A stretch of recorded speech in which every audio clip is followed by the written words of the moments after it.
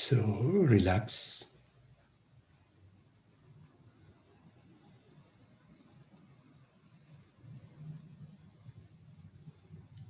Let yourself be.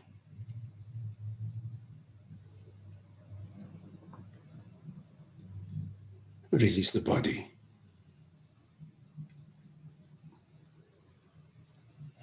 The shoulders, the belly.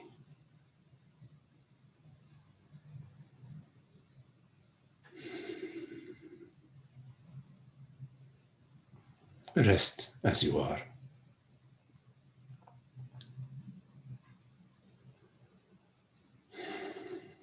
This sweet, welcoming,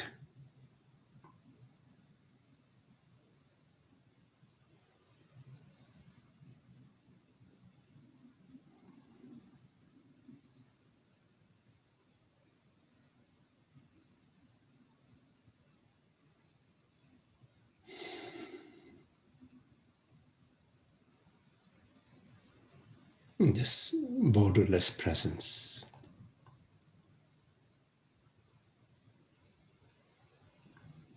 Savor the silence, the stillness. Savor your very self.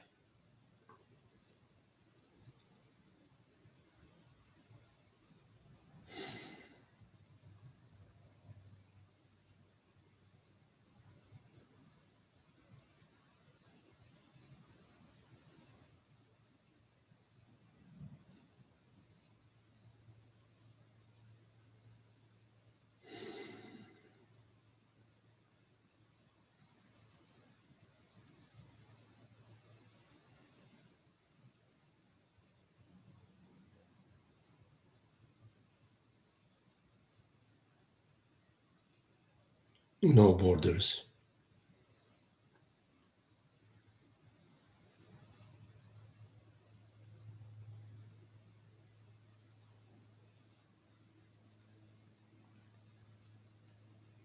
No self-definition.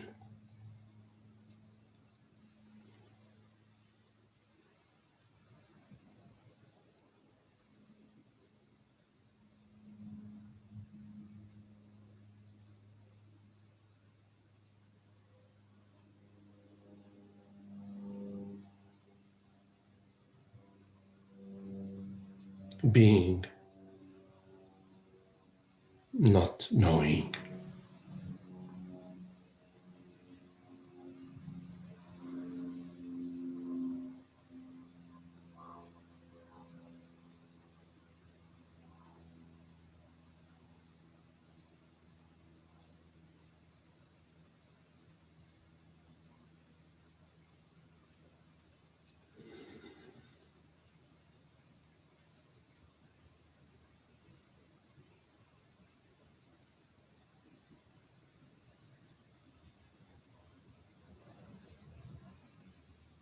No separation.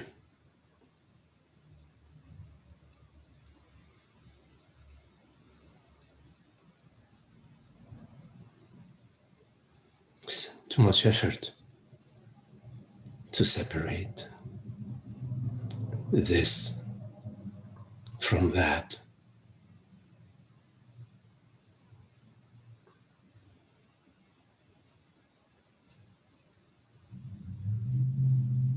To separate yourself.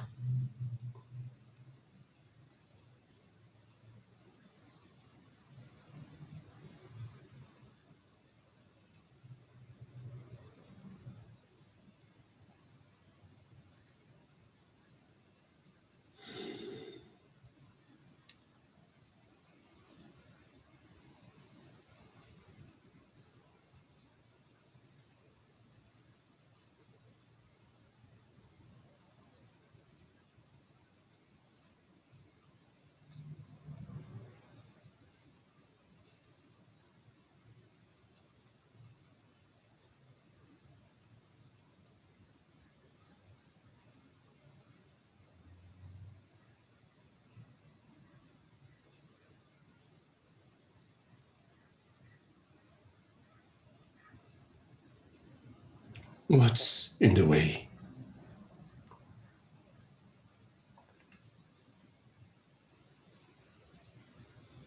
When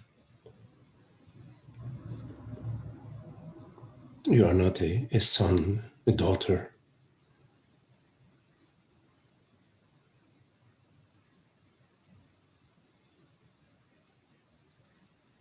when you're not defined, when you're not defining yourself in any way,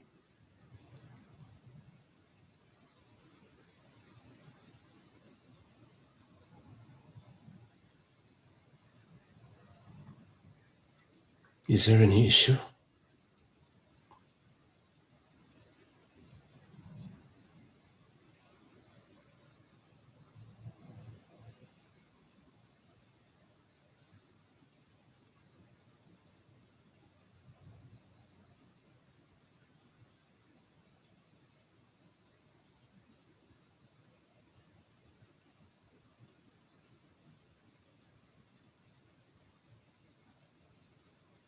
Are you not this undefined and undefinable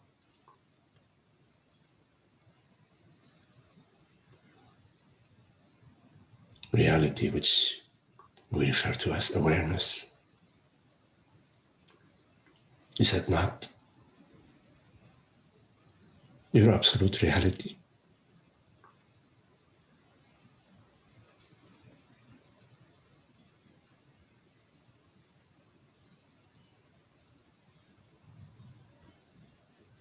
This silent, aware presence,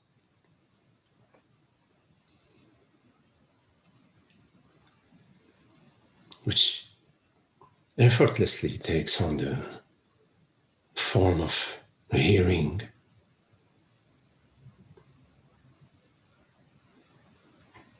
sensing, perceiving,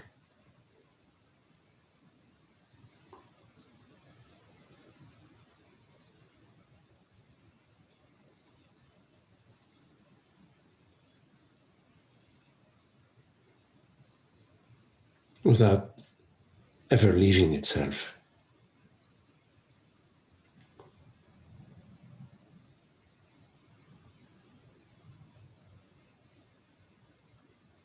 Is there any issue when you recognize yourself as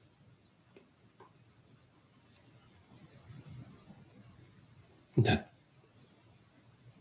formless reality?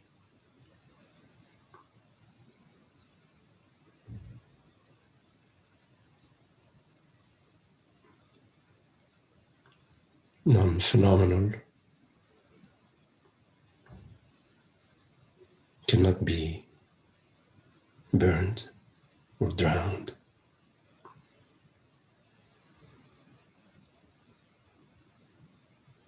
Is that not your reality?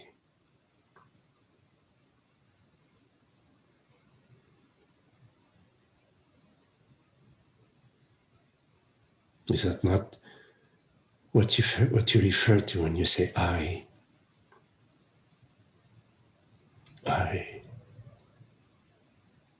the reality that perceives, that is?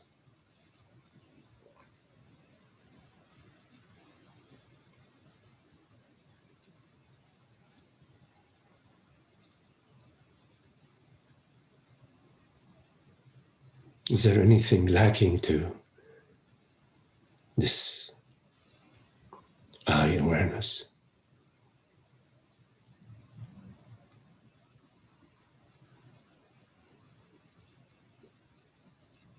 Take a look.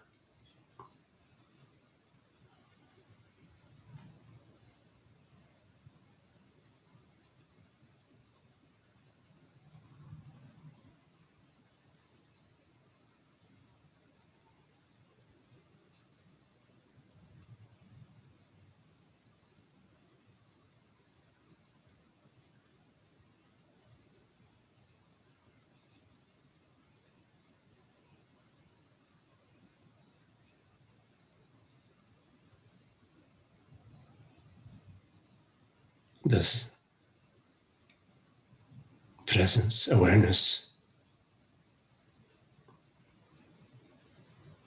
require any healing?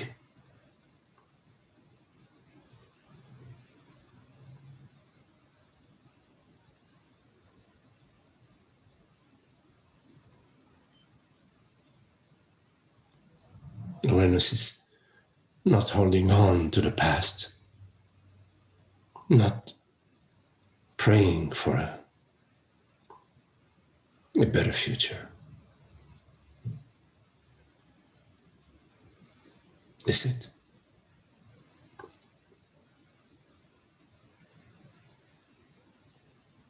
What is it that is carrying on the past and hoping for a better future? What is it? What is it that is regretting, that is hoping, that is feeling?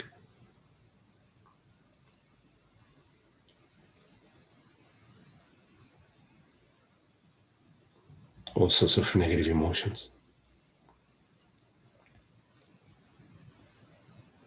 What is it that is experiencing hurt and pain and dis-ease? Take a look.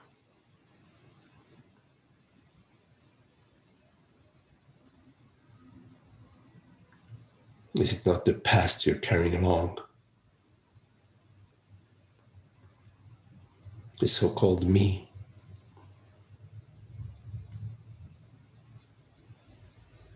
Some imaginary feeling states that you carry along,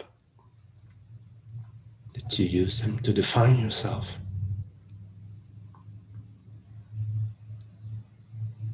You define yourself in the falsehood.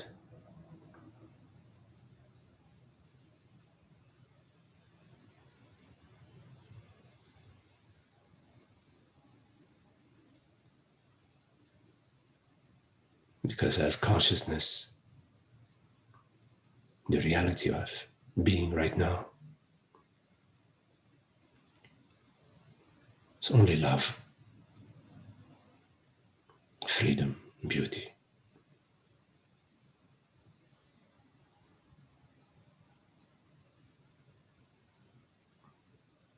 God is not in the repair business.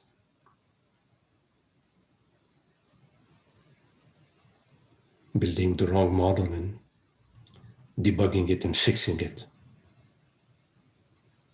That's not God's business.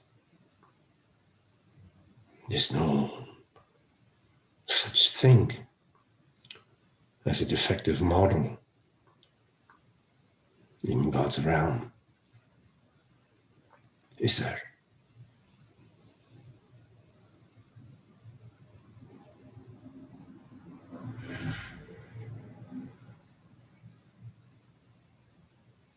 What is it that says this shouldn't be and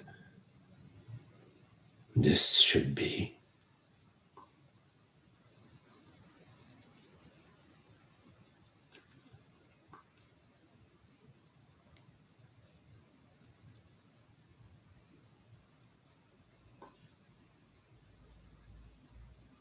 How real are your stories about yourself, about others? How real are your spins? Take a look.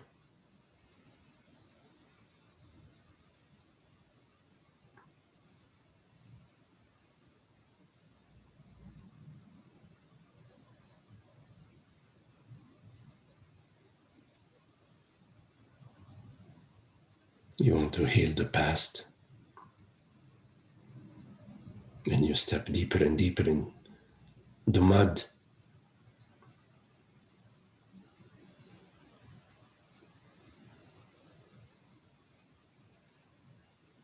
Because you imagine that your mind is the healer, that it has a capacity to heal.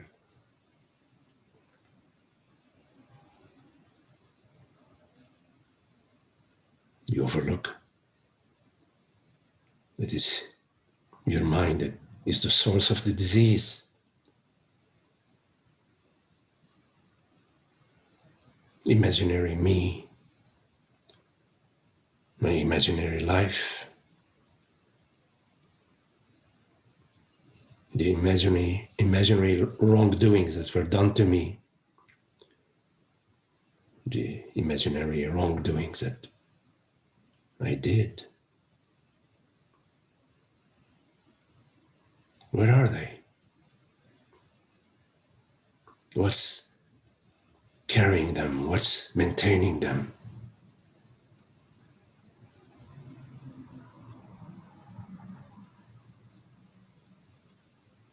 Do you exist in time?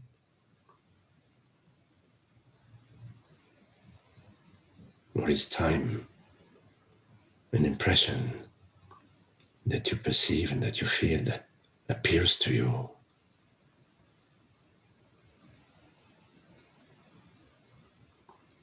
It disappears just as it appears. Pew, pew.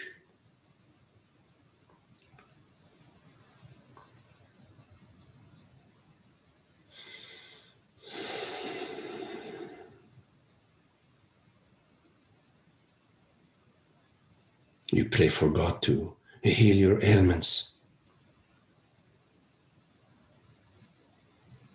But God doesn't even know you, doesn't recognize anything outside of itself, doesn't believe in a separate you.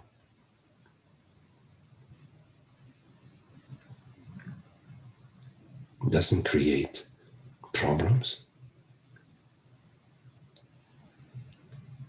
It's your wrong imagination. Your misunderstanding.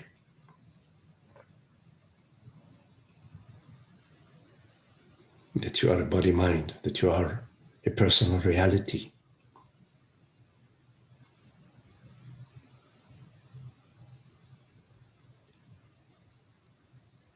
The personal ailments and personal remedies to heal you. A dream into a dream into a dream, dreaming ailments and ailments.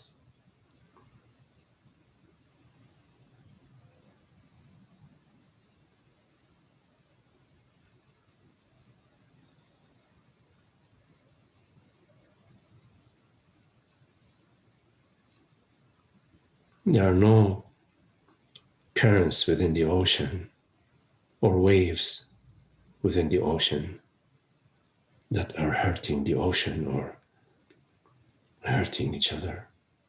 There's no such thing.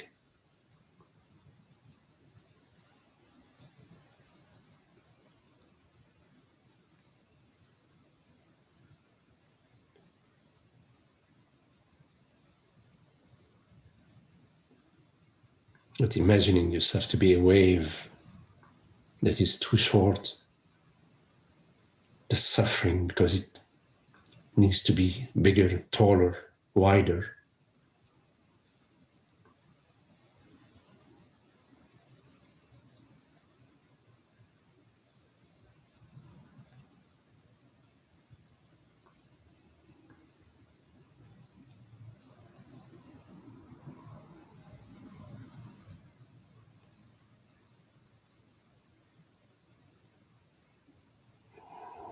Why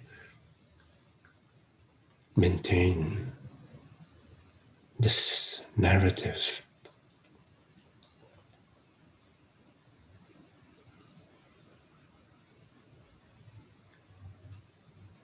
of sickness, disease, and ailments?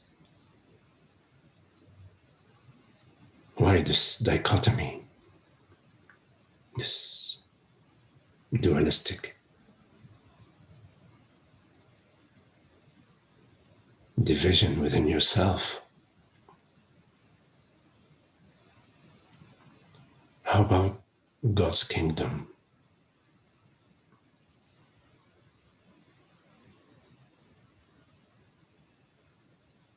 within which there is no such thing as disease or ailment.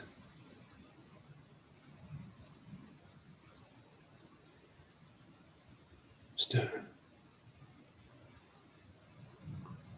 bliss of being, the freedom, the joy, the beauty, the love, causeless happiness.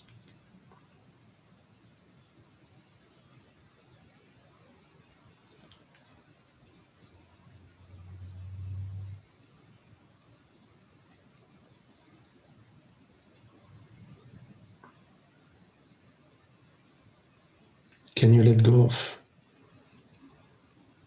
all those models that you've inherited?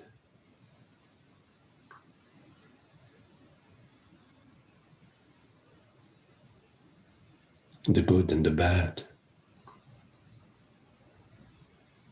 the better and the worst.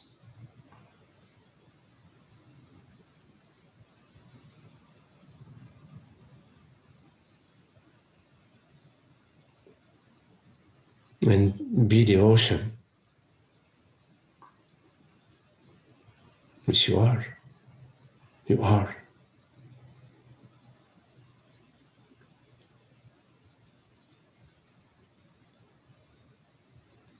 Simply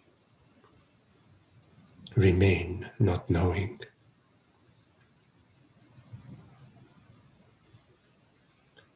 Recognize that everything that arises out of the source and dissolves back in it.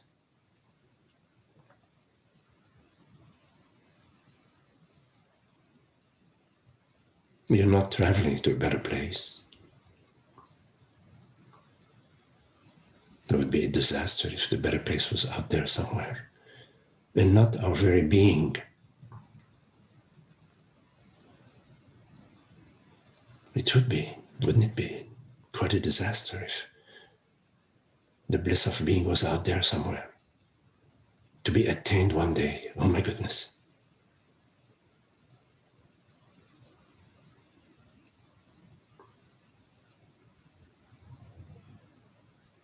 It's not like that.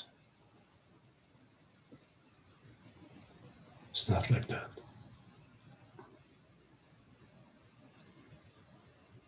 That which we love is that which we are, that which we're looking for is that which we are. Not as a mind full of junk, but as this borderless aware presence.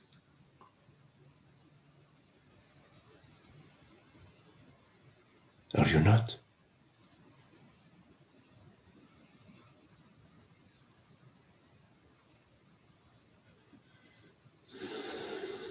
Let it go.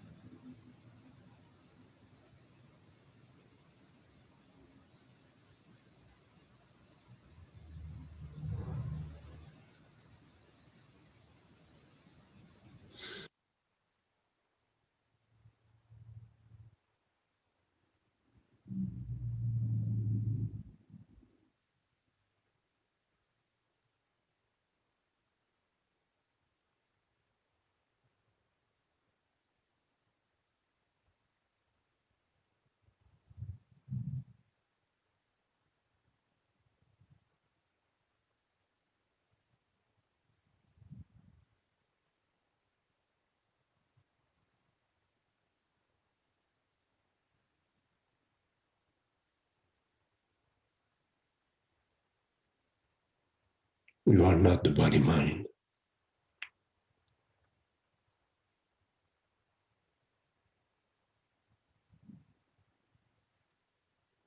Which appears to you.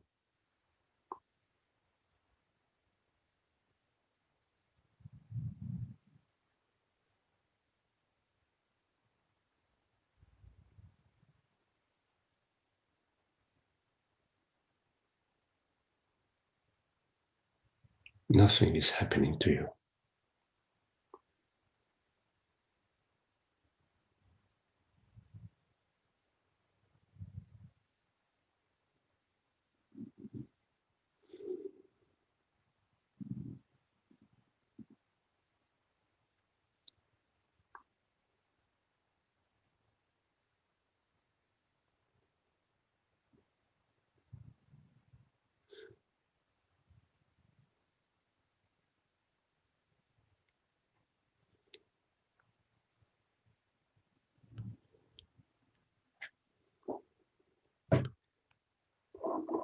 Okay, so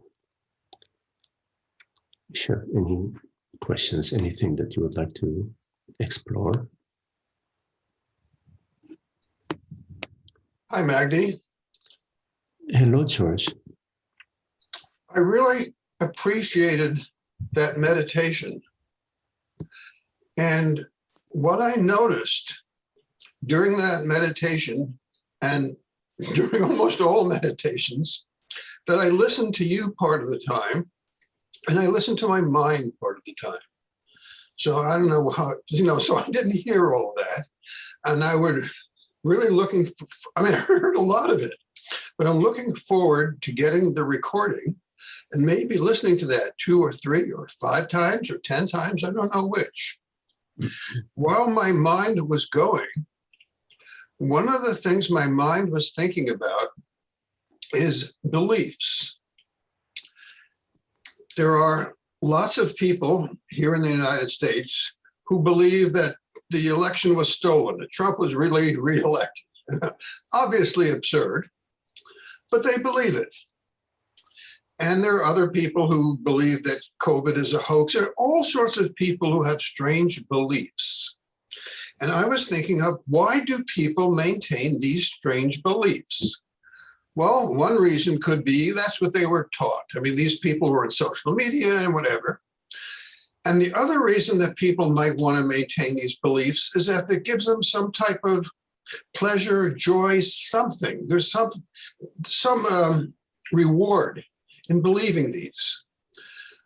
But my real question, the thing I really want to discuss, is not these beliefs that others have, but I want to look at my beliefs. To what extent, I'm still believing in a separate self, even though I know better. And so I'm trying to see, what is it that's supporting that belief? Is there some pleasure I get out of that? Or is there some fear? What happens if I give that up? Or is it merely the fact that the conditioning? So anyhow, those are my remarks. I'd really love to hear what you have to say about that. Yes.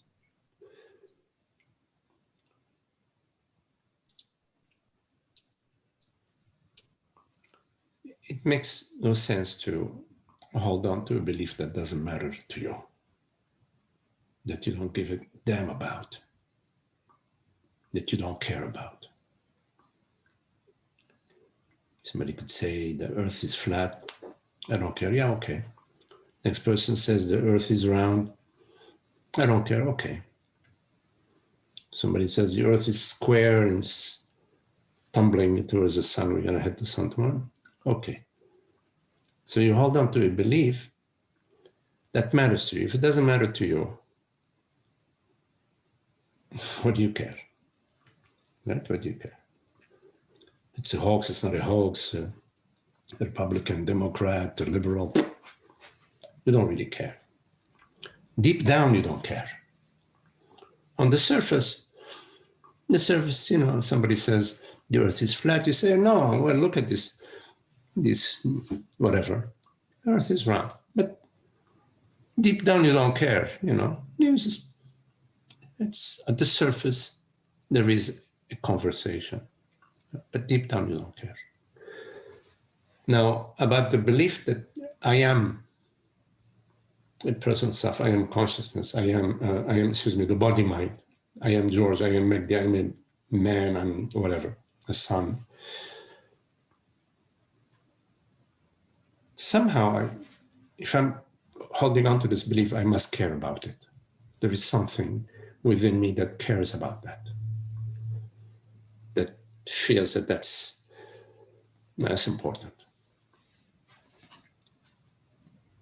Personally, I don't care. Personally, I don't care. Why? Because it's all mind. It's all mind, that I'm consciousness, or I'm Magdi, or I'm a son, or I'm a father, or I'm an a-hole. I don't care. What I care about is tranquilo, the peace of being. I'm undisturbed. I'm undisturbed. What I care about is peace and happiness. What troubled me throughout all my life is that there was always something bothering me. There was some unhappiness. It didn't matter to me. I'm not the body, I'm the body, I'm this, I'm that. It didn't matter. It was unhappiness. That darn unhappiness. That something still. I was very sincere with myself. I feel I was very sincere with myself, because it didn't matter to me about, I wasn't selling any goods. I was digging right here within myself. So the unhappiness was what troubled me, And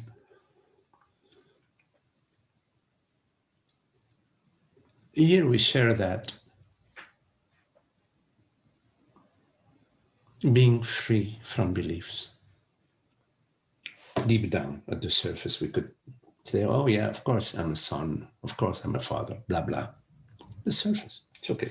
But what we discuss here is that the freedom of being. Freedom of being has to include freedom of everything. Freedom from party, freedom from religious belief, freedom from belief about, some belief about reality. Because we never talk about belief about reality. When we say that the reality of our experience right now is awareness, we're not talking about a belief. If it's a belief, forget it, I'm out of here. We're wondering, we're exploring together, does that statement refer to the reality of our experience?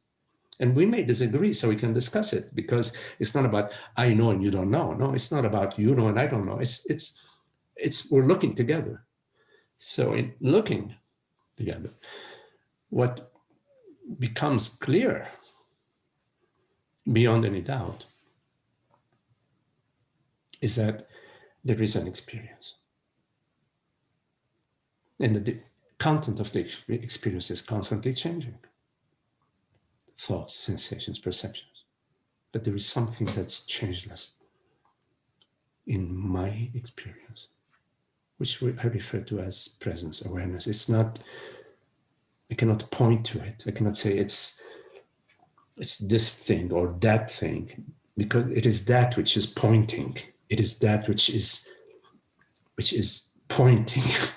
You cannot point to that which is pointing. Actually, I try to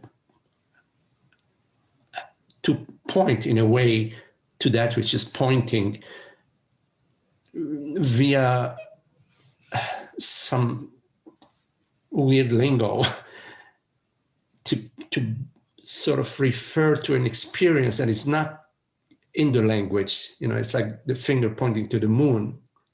The finger that's pointing to the moon, or the name moon, is not the experience of the moon. So we use language to somehow refer to that which is referring. So the belief, yes. The belief is some sort of internal position that is connected, because it is internal, it's connected to some sort of feeling or sensation. So Sometimes I speak about the me feeling or the sense of me, even if it's not loud, even if it's a very faint hum. Because we don't go around in life saying, hey, I'm a man, hey, I'm a son, hey, I'm this. No, we don't. But yet that belief is there, behind the scene in a way, yeah? And this is, I think, what you're talking about. Like, how come there is still this belief somewhere in the basement, in the cellar? That it's not in the cellar, it's within us. It's in the cellar of our being, you see. And that belief is connected to some sort of something we value, some sort of feeling we value, the sense of, Francis sometimes says, the sense of me is cute.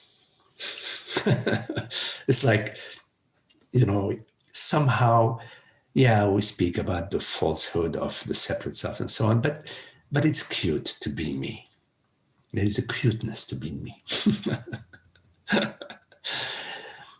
There is unhappiness about it. There's unhappiness about anything that's false. Because when you're holding on to something that's false, part of you or you are false. I mean, that which is holding to the falsehood and the falsehood itself are not separate. There is an aspect of yourself that is false, and that's the unhappiness that you experience because of the false belief. Because simply being, is not a belief. And there's no unhappiness in being. When we say, I am, there's no issue. No issue whatsoever. But when we say, I am ... immediately there is an issue. And why does it go on? I don't know, ask yourself. Somehow, you still cherish. It's something that you cherish in your feeling state, in your sense of me, in your being a father, a husband, a homeowner, whatever. There is some sort of identity which, to a certain extent, still matters to you. I'm not saying there aren't qualities to the body-mind. Yes, I know very well that you are a man and that you're, maybe a father. Actually, I don't know. But that's the qualities of the body-mind do not refer to I. They refer to the body-mind. So somehow there is still a cherishing of being something. Not just being, because being is, but being something also, something. Now you have to look into that yourself, you see. And the way you find out about this hidden sense of me is when you get triggered. Like you expect a phone call at 2, they promise you, they promise they call you at 2 and they call you at 3, and you said, okay, you confirmed 2 o'clock, okay, yes, 2 o'clock, and they call you at 3. And there are little things in life that they point to still this holding on, which holding on is about the feeling state. My feelings matter. You violated my code of ... So there's a right and wrong. And of course, I'm right and you're wrong, But in God's realm, there is no such thing. There's no such thing. So there could be, having said that, there could be at the surface somebody who promises to call at 2 and comes at 3. And at the surface, it creates, a conflict. Now, I had another 3 o'clock meeting. So now there is, at the surface, a wave. But at the core, nothing is happening. It's a peace.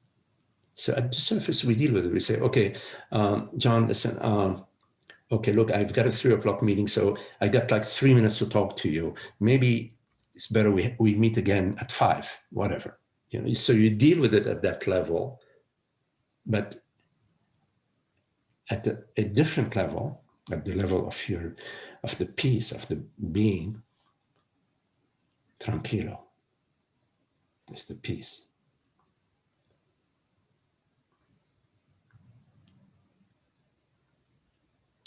Yeah, there's a feeling that, you know, that this shouldn't be. He was supposed to call it 2, instead he called it 3, and this shouldn't be. It's like almost a conflict between reality and reality, as he called it 3, and, you know, my thought about how it should be. Yes.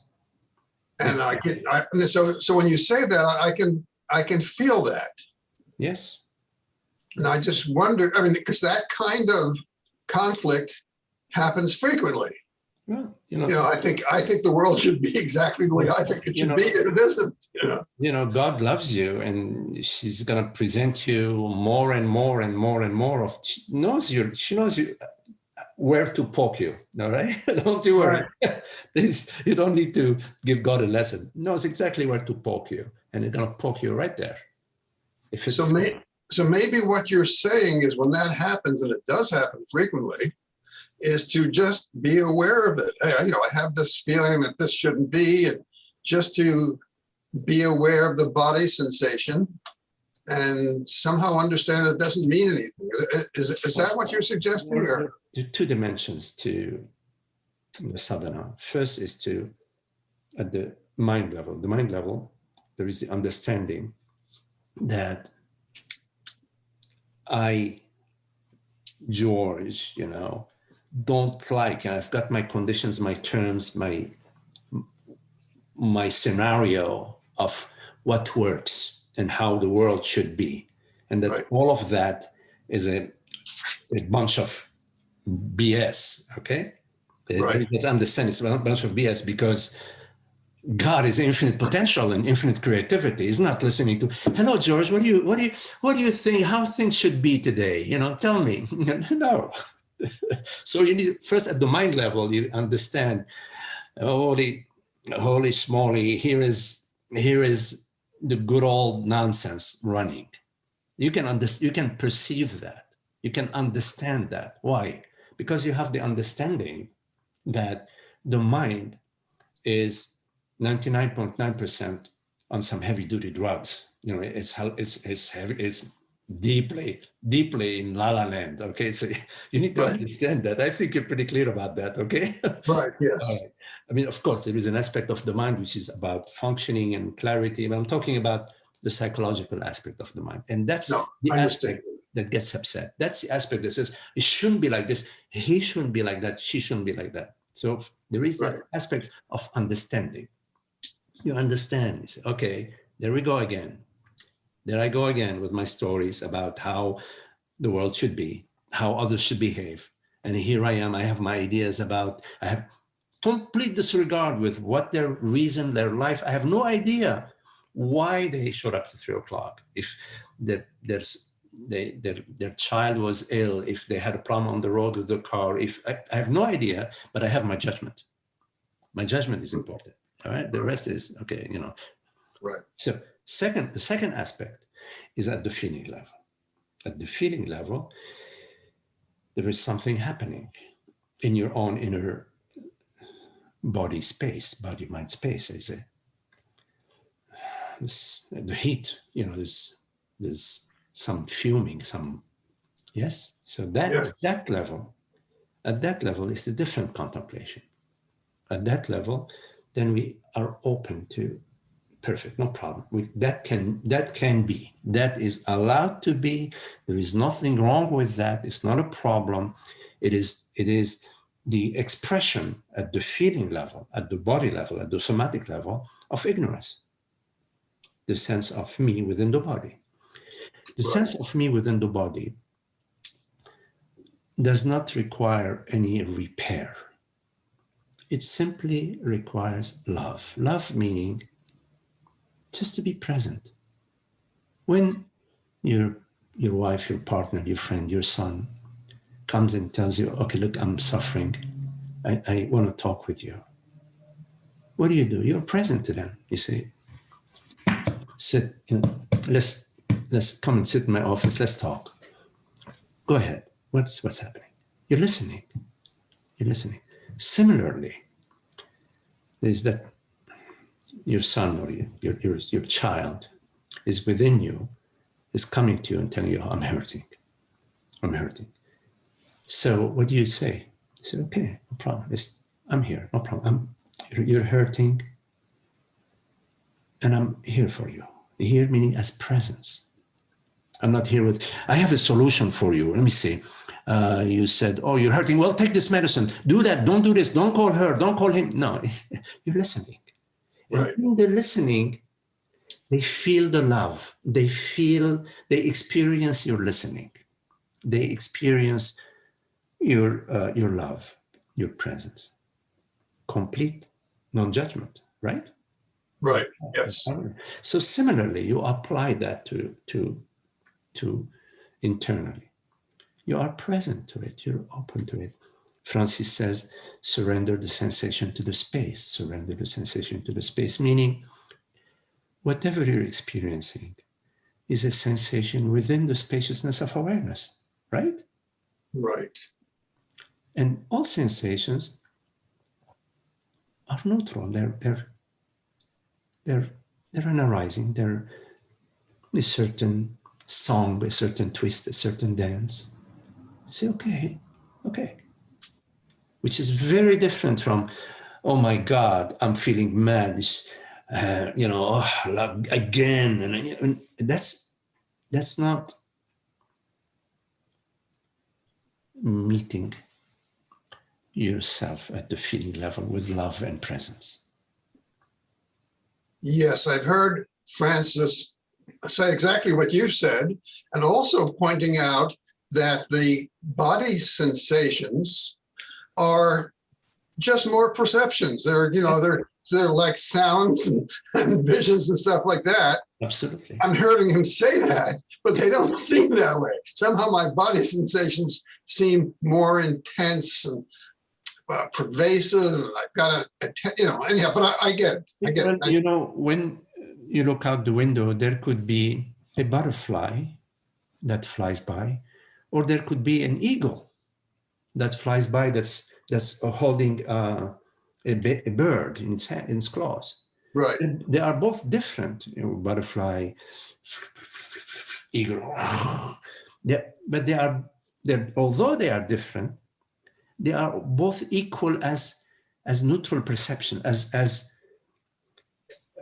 long as we are not loving the butterfly and hating the eagle.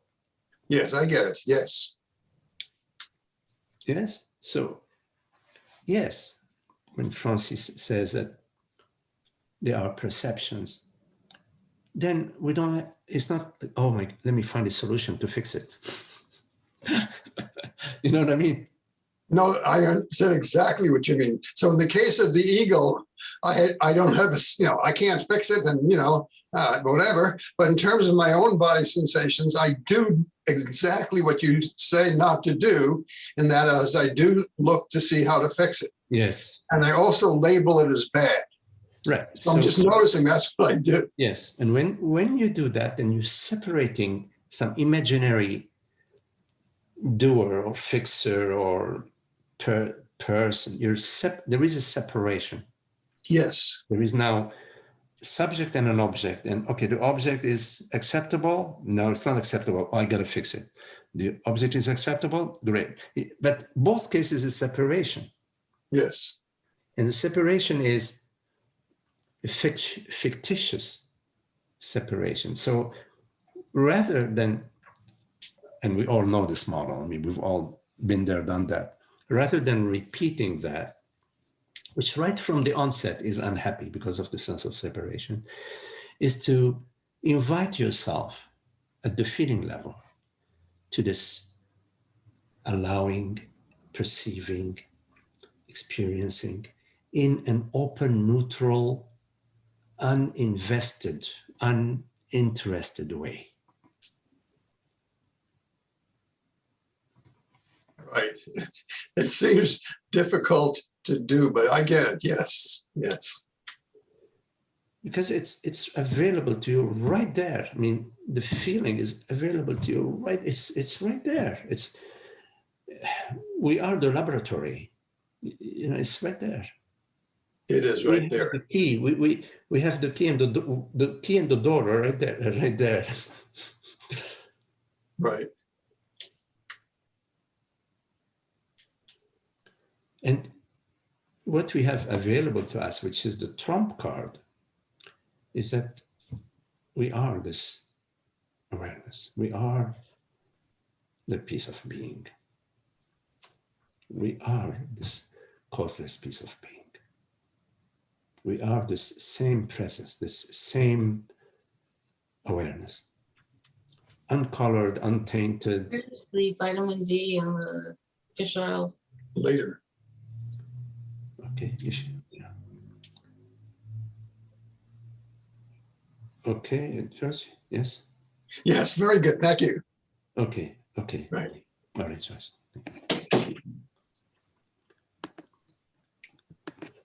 Any questions?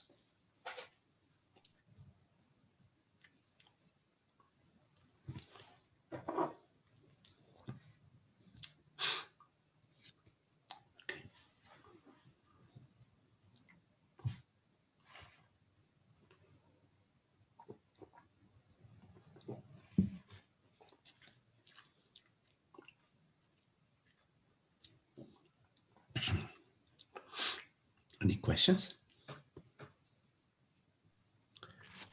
I have a question. Hello, Amna. Deepa, I'll come to you in just a minute. I see you raise your hand. Yes, Amna. Thank you. So with like the conversation that you just had, and like not to go down that because it brings about unhappiness. Like the two things that I notice are like there is a sense of emptiness when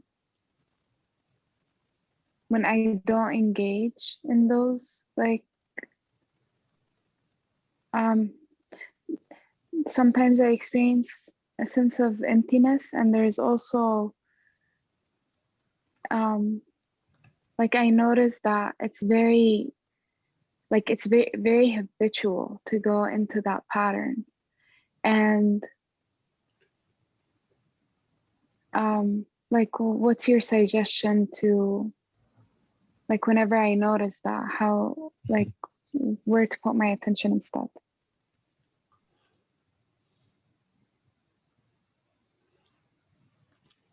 So you experience a sense of emptiness. When do you experience that again? Can you say some more about? Yeah, so like when I'm not engaged in the like personal story or I see. like the feelings. Yes. I see. Okay.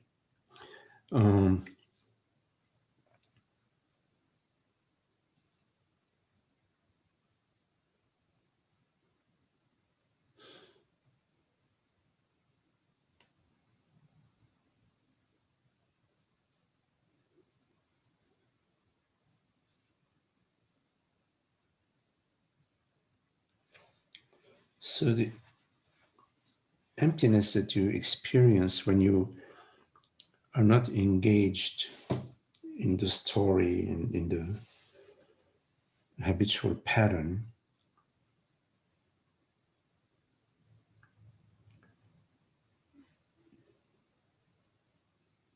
is sort of the other side of the coin. So one side of the coin is I'm engaging, you know, I'm somebody, I'm the right and the wrong. And the other side of the coin, I'm not engaging. So now I am this non-engaging person. So in one case, I am this person that's engaging, which gives you an experience of, you know, right and wrong. You're happy because you got your point, or you're unhappy because you're feeling blamed or accused, or you're losing. And the other side, when you say, okay, I am not going to engage, you're still a person, you are still defined as a person who is not engaged. So take a container. In one case, the container has a lot of balls in it that are red and yellow and green and so on. And now you empty the container, but it's an empty container, but you're still a container. So this sense of emptiness is still a sense of me. I'm feeling empty. So the feeling of emptiness that arises to you is, let's say, is an issue. I am feeling emptiness. So that very feeling of emptiness is an activity. It seems to be emptiness. It appears as emptiness, but it's actually an activity. It's because true emptiness is not a feeling. And it does not appear to you. True emptiness is that which you are. It's not something that appears to you. So the emptiness that appears to you is just, let's say, the flip coin, the flip side of the image. On one side, there is an image. Yeah, on one side, there is the image, and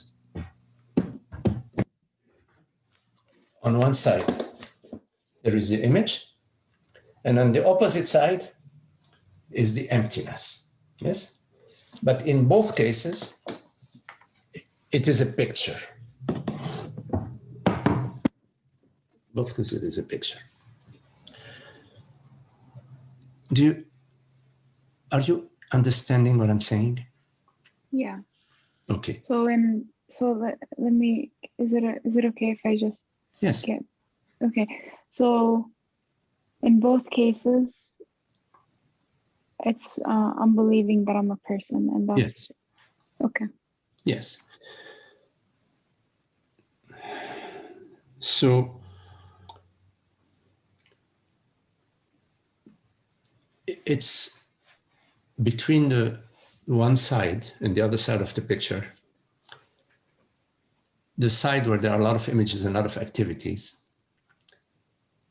They engage you in the feelings and, oh, God, why did she do this? Why did I say that? Why are they doing this to me?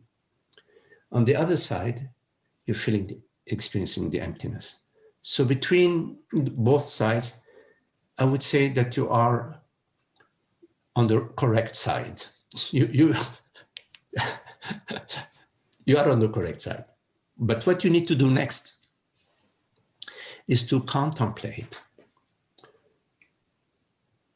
to whom and to what is this feeling appearing.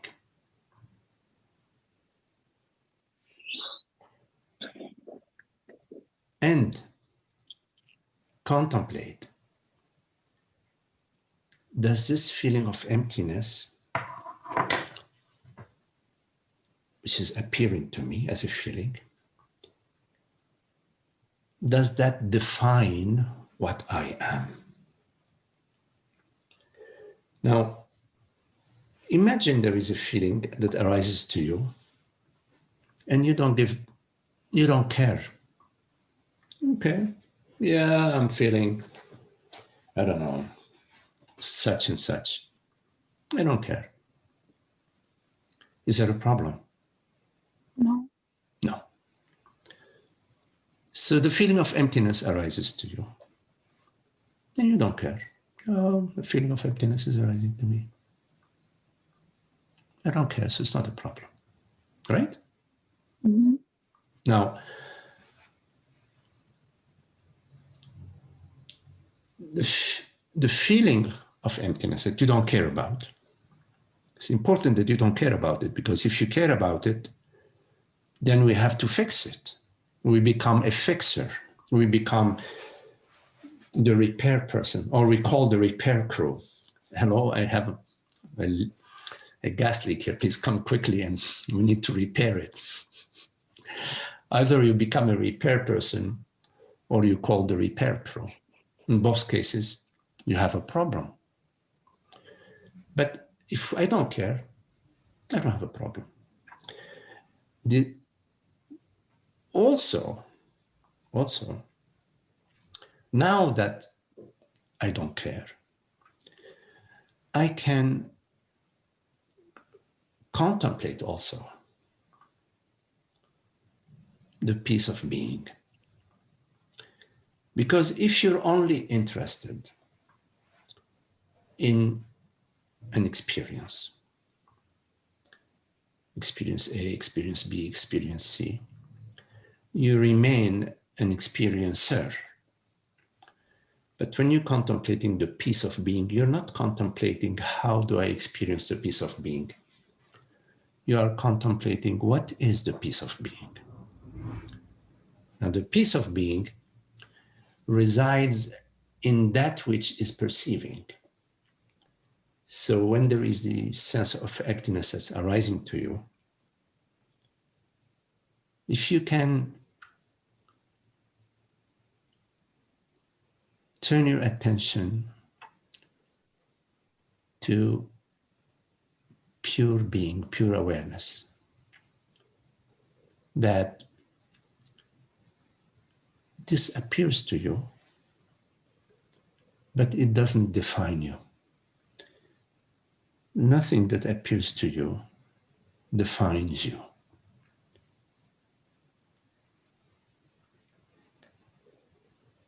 So sometimes we talk about emptiness in the non-dual teaching. But it's important to understand that the emptiness that we talk about in the non-dual teaching has no opposite. It's not fullness versus emptiness. So we say the empty fullness or the full emptiness. They're one. The emptiness and the fullness are one. And that's referring to our true nature. It's referring to the reality of consciousness.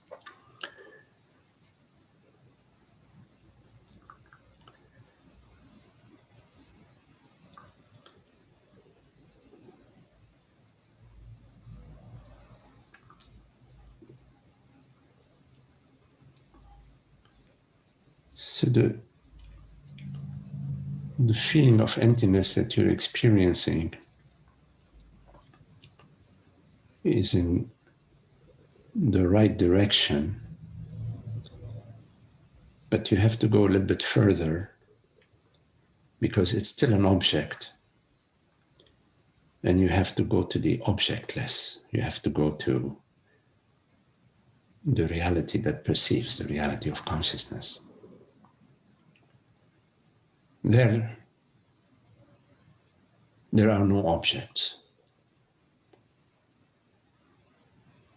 At least nothing that's sticking, and nothing that is an issue, nothing that is a problem.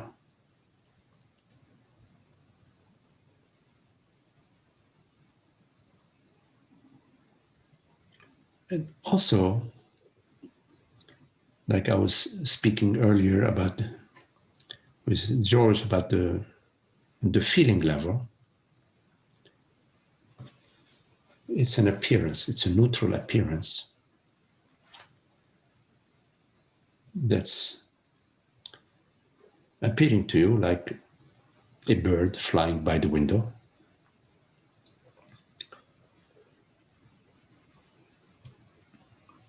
And there is nothing happening to you. But a thought may arise, it's possible, that says, oh my God, I am stuck in emptiness. I am stuck at the feeling of emptiness.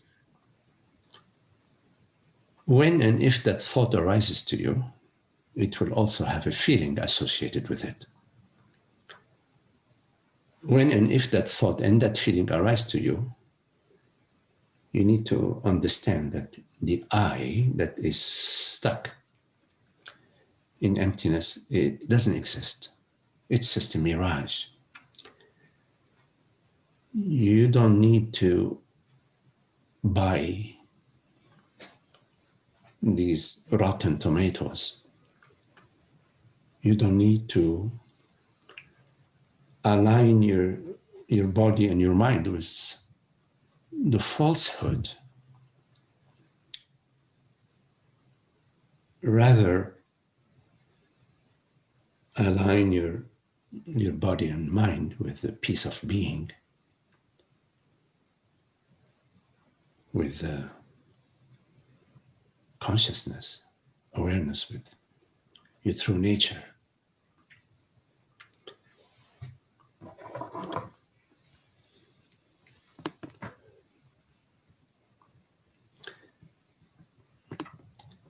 So you follow Amna? So whenever there's interest in fixing, that's like what you said, it's like going deeper into the mud, correct? Yes. Okay. Yes, of course. I'm at the practical level, you know, if we have a problem with the car, we fix the engine. But yes, when in terms of what we are talking about, In terms of like happiness and peace. happiness and peace is not objective, it's not dependent on any condition, on any situation, on any feeling. It's the happiness that you attain via certain activity will remain as long as you have to maintain the activity, whatever the activity is. But isn't it dependent on where you put your attention? Happiness is the source of attention itself.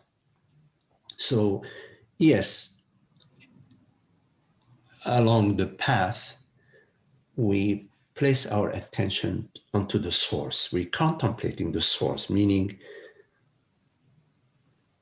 we make a distinction between the experiences that we experience, like hearing, perceiving, and that which perceives.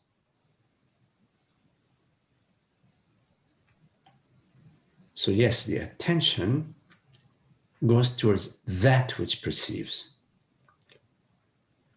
So the attention is towards the source. It's not towards an object. Now the attention, the source of the attention is consciousness itself. So consciousness itself places its attention onto itself.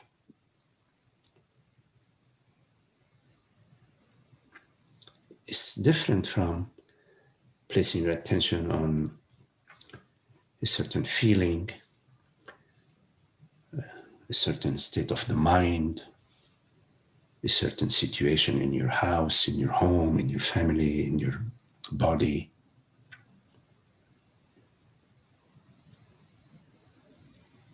You follow? Mm-hmm. I have another question. Yes. There's a curiosity. So like I noticed when I watched certain things, like it doesn't make me happy, but then I find that sometimes I'm still attracted to it. Mm-hmm. Yes. What the heck is that about?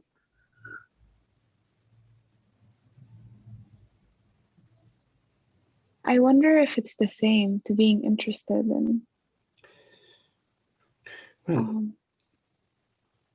it's a little bit of masochism, you know. Yeah. No. We like to experience. We like experience, you know. Want to experience even gossiping. Gossiping is unhappy. Yeah. I mean, it's unhappy because it's the sense of separation.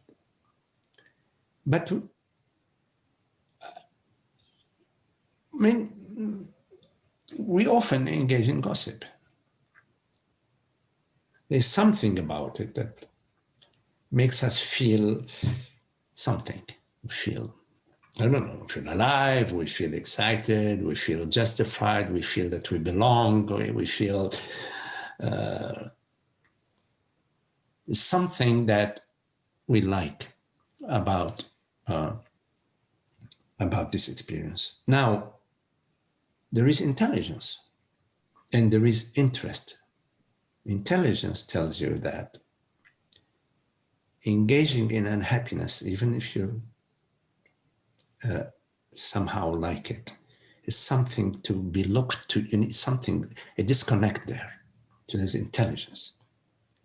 And there's, of course, there is also wisdom, that, if you play with fire, okay, it's fun and so on, but you can burn down the house. Maybe you will, maybe you won't, but why play with fire?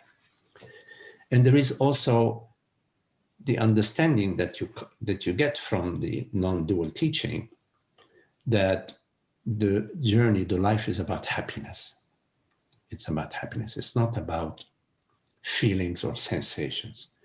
So you can apply your wisdom, you can apply your understanding, because what is the use of the understanding if you don't apply it? You have to apply it, in whichever way works for you, to direct yourself towards the direction that invites your growth, your inner growth, your blooming, your maturing, your understanding. So you have a possibility of discrimination, and I'm not specifically saying avoid.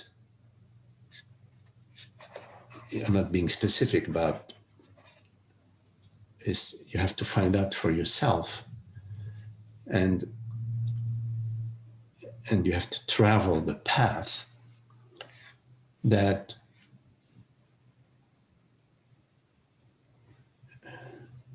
brings more and more the sweetness, the happiness, the friendship, the wisdom in your life.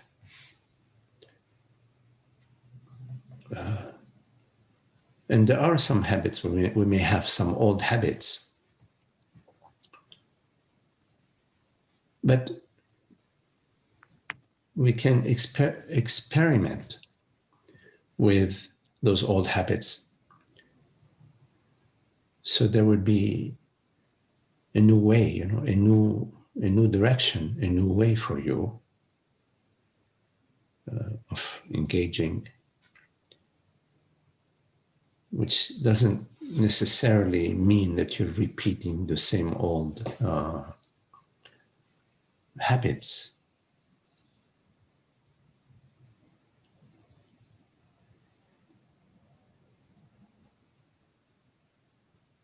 It applies to many things, Sometimes we overeat, or I remember years ago, I used to watch television, and they had a remote, the remote. And so I watched the television, then there would be an advertisement because they're always selling something. So then I switched to a different channel and I'm watching something else, but then they have also, and they're trying to sell something. So then I switched to another one. So I was watching 5 or 6 different things at the same time. And it would be, suddenly I realized I'm falling off the couch, I think. It's like, and I look, it's 2 o'clock in the morning, it was unhappy. It was really pretty miserable. But it took a while for me to realize, oh, there's something really, you know, you get it, you see it, you know, at some point you see it, and then you change, you see, you change.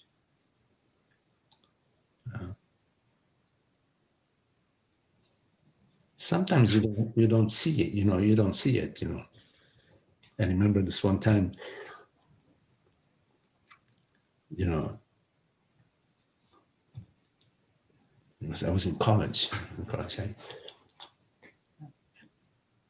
It was high, and I was in this store, in this gas station, and I was coming out of the gas station, walking to the car, and then all these things started falling out of my hands. And I looked down, there was a bunch of candy, you know, candy. I had bought a lot of candy. And I had this flash, oh my God, I sort of saw myself. You know, I saw something that I had been doing for quite a while, but I hadn't seen it. But in that moment, something shifted. Somehow I saw something mad, you know, an internal madness, you know. So you see some things about yourself. You perceive some things about yourself that are incoherent, and so it's when you see something incoherent, it has an effect. You know, you have to sort of honor what you understand, what you come to perceive, you know, an activity that is unhappy, that you are maintaining. So in the seeing, I'm noticing. Huh? I've been noticing that like a lot of things are like easily just shifting. Yes. And like with this particular thing, it's like specifically like the Syrian soap opera or you know, show that I'm watching. Yeah. And it's like it's really interesting because usually I don't. But then like I find myself that I could go days and not like skip it and not watch it, but then like there would be a time when I would like click on it and watch it, and it's like fascinating because like the sensations and the experience, and like it's like I keep having the thought of like this is like mental illness, like they're displaying like the different characters are like with mental illness, and it's like, why am I watching this? Like it's not really happy, but then I watch it sometimes. And you know, on the other hand, like if you're enjoying watching it, I mean, it's a drama or whatever it is. It's if you're enjoying watching it, I wouldn't judge that. I mean, when I was a young boy, I used to enjoy cowboy and Indian movies. And, you know, there was a lot of arrows flying and they shoot at each other with the Winchester. Yes. I used to love that, you know. And there was no, yeah, right. Yes, Holger. It's fun. That's not a big deal, you know. And if somebody would tell me, oh my God, you're watching people killing each other, you know, for my young child's mind, it didn't mean anything. It's just a movie, you know. But I love the Indians, you know, and the cowboys, as long as they're taking care of the cows, you know, I love them too. But it's just, no, it's not a big deal. If you're watching a soap opera or something that has all sorts of drama in it and you're enjoying it, it can be a way for you to zone out, you know? Sometimes you just want to zone out. Is that the right word? Zone out? Zoning out. You want to zone out? So you zone out, you know? Sometimes I watch action movies too, you know, and then sometimes I get sick of them and I just say, no, I spend my time, I become interested in something else, you know, about other things. But sometimes, it's true, I cannot stay for too long watching adventures. Now, in the past, I used to have more tolerance. I could watch adventure movies. Now it's less. But if you are enjoying it, you're enjoying it, right? I'm enjoying it. I just noticed that sometimes it affects my mood. Like I become like grouchy. Okay. I see what you mean. Yeah. Right. Then it's probably better to watch something else. We don't want you to be too grouchy around. We have enough grouchiness in our own self besides getting it from you. No, watch comedies or watch a comedy and come into the house with a big smile on your face. Thank you.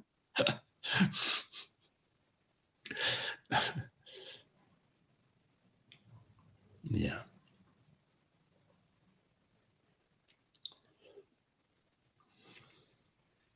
Thank you. Okay, Anna.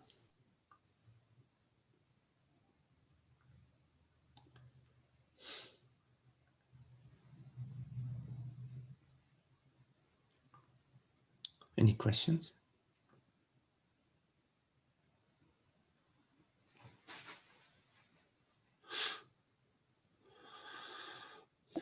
Hello, Maggie, John. Hello, John. Hi. I'm enjoying this satsang. But can you hear me? I'm a little bit of a distance away from my phone. I hear you fine. Okay, good. Thank you. Let me turn off my car too. I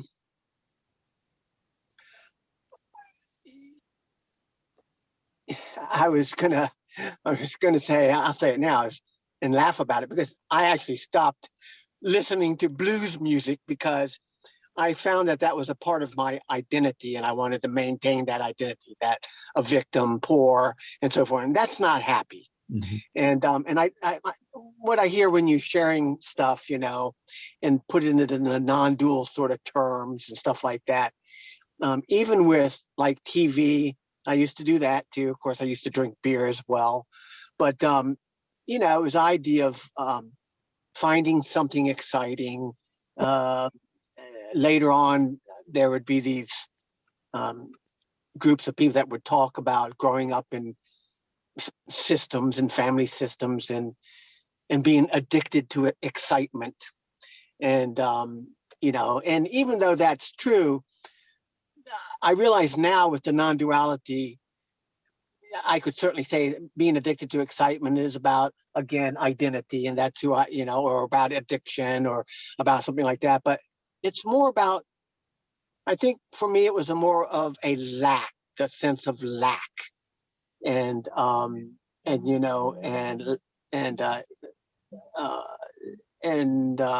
that emptiness that Amna talked about, because I didn't like to feel that emptiness. And of course, as you said, that's an object, that's personalizing it and so forth and so on. But I realize that now.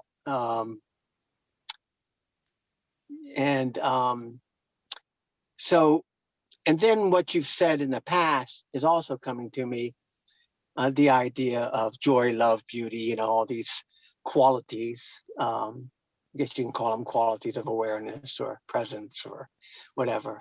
And so in a way now, a lot of times I do see that there's a sense of lack. And that lack, of course, is some identity of me, some image of me. Okay. And so it's still always is still pointing to who am I truly? Who am I truly? And I just, there's more lack in trying to build or trying to build that image, or try to go back to some image that cannot maintain itself. There's more lack in that and more pain in that than there is to find out who I truly am. So I just wanted to share that. Yeah. I'm not doing that all the time, of course, but I see that now in the the reality of the non-dual teaching. Mhm. Thank you. Yeah.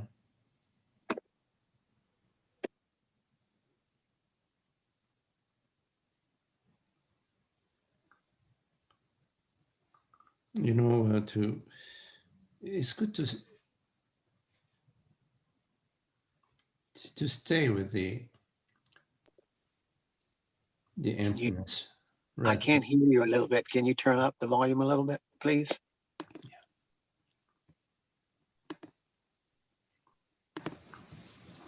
So I think it's good to be with the emptiness rather than filling it.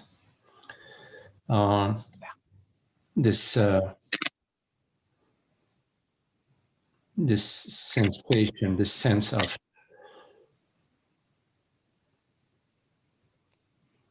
meaninglessness or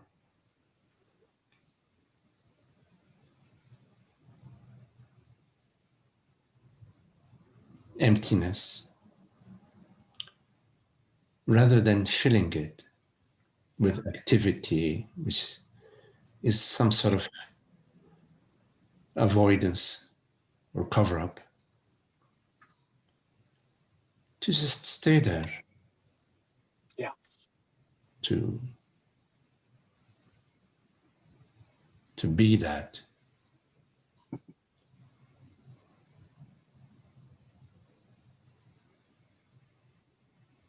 And,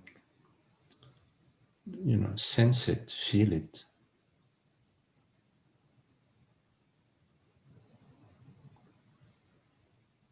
Often our mental activities and our physical activities are some sort of avoidance. Yeah. But what are we avoiding? We're avoiding ourselves. Because whatever we're avoiding is within us, right? Yeah. And it doesn't make sense to avoid yourself, because how could you avoid yourself? I mean, where would you go? What would you do? Cut a pound of flesh out of yourself? No. So makes no sense. Avoidance is just, it's an illusion. Because how can you, when the sun is shining, when it's raining. Yes. When there is a sense of emptiness, there is a sense of emptiness. When there is a feeling of hunger, there is a feeling of hunger. Avoidance is imagining that there is someone that has some personal power to sort of change that which already has been. Because we're always resisting the past, we're never resisting the present. You cannot resist the present because you are the present. You're only resisting your mind, the past. In the present, there is no possibility of resistance. There's no possibility of any movement within presence. Only the resistance or filling the emptiness has to do with the past. It has to do with the dead stuff.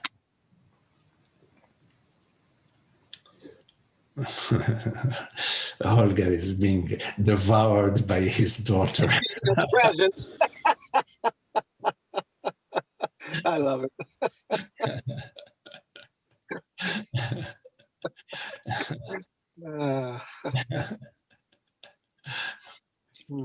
Hello. There you go.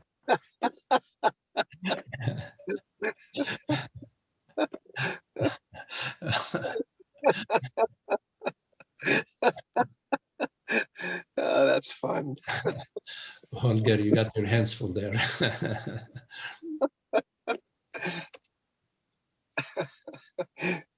I see. Finally, here's Holger. Yeah. Oh well, that says it all, Magdi. I don't think you have to say anymore. How did he do that?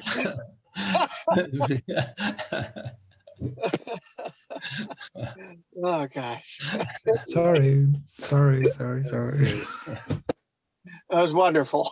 Yes, perfect. Oh, Suffering. That was the answer to all questions. that's great.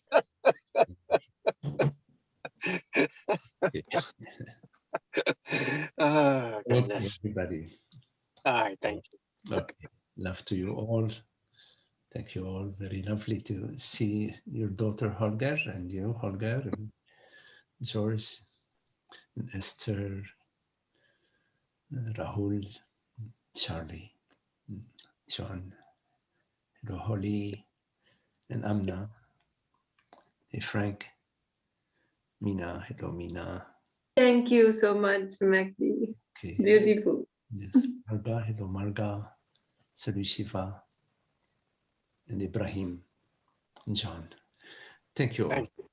Okay. Thank Thank you, Magdi. Love you. Yes. What is your name? Oh, Holger. Okay. Trish, hey Trish.